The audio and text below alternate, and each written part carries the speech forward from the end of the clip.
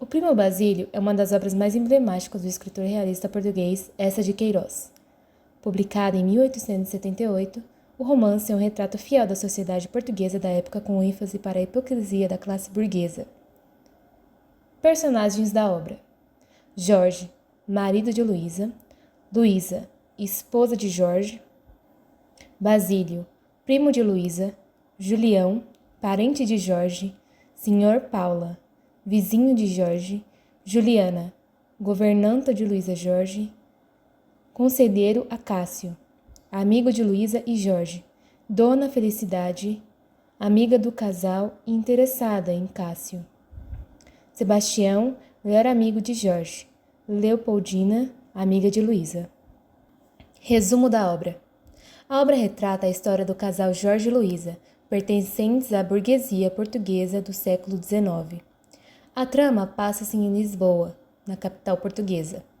Jorge, marido de Luísa, vai viajar a trabalho e ela recebe a visita do seu primo Basílio. Nesse interim, eles que já tiveram uma relação anterior acabam por consumar o desejo latente. Vale notar que a relação de Jorge e Luísa estavam mais baseada no interesse, uma vez que, de fato, eles não viviam uma vida feliz juntos. Jorge era um excelente marido, que sempre estava preocupado em agradar sua bela esposa. Lhe dava diversos presentes e sempre estava disposto a lhe oferecer conforto. Luísa era uma ávida leitora de romances e, com a chegada do seu amor juvenil, começa a nutrir e vislumbrar uma história de amor entre eles. Juliana, a governanta da casa de Luísa, nota o amor envolvido entre eles e começa a fazer chantagem com sua patroa. Isso porque ela encontra algumas cartas que revelam a paixão de jovem casal. Com receio da sociedade, os amantes resolvem se encontrar esporadicamente num lugar que chamam de paraíso. Ainda que fosse um quarto muito simples, localizado nos subúrbios de Lisboa, foi ali que diversas cenas de paixão entre eles foram consumadas. No entanto, com o passar do tempo, Luísa começa a se sentir que a paixão de Basílio começa a diminuir. Mesmo assim, tenta convencer seu primo a ficar com ela. Porém, ele resolve voltar para Paris.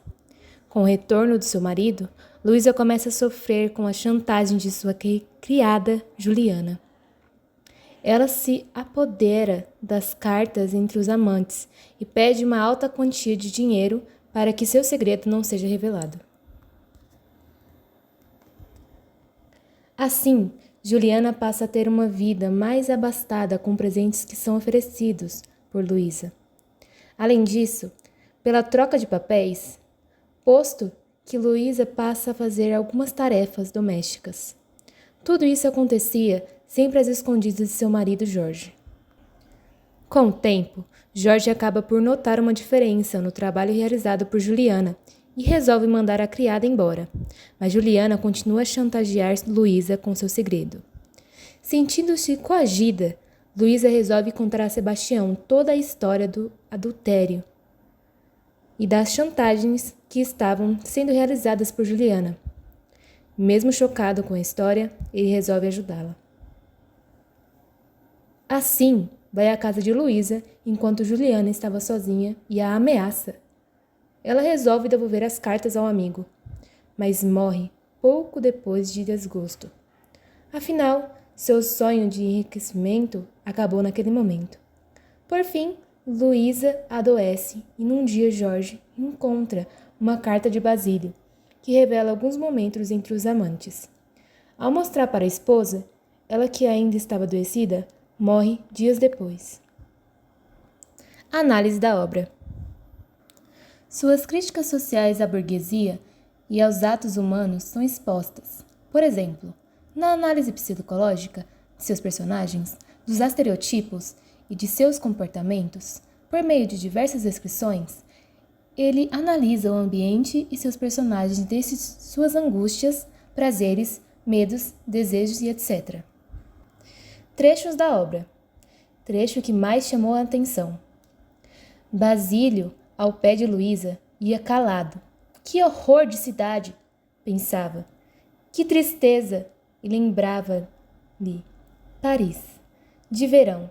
Subia à noite, no seu phaeton, os campos elíseos, devagar. Centenares de vitórias descem.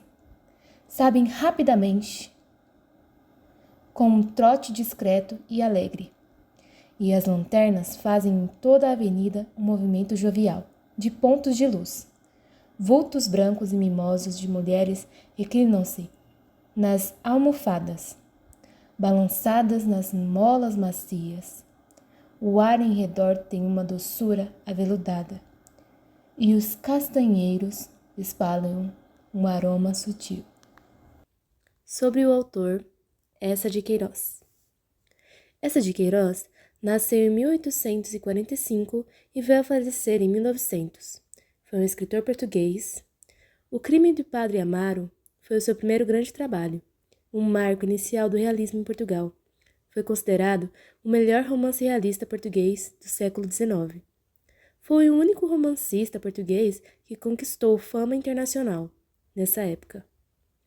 Foi duramente contestado por suas críticas ao clero e à própria pátria. A crítica social unida à análise psicológica aparece nos livros O Primo Basílio, O Mandarim, A Relíquia e Os Maias.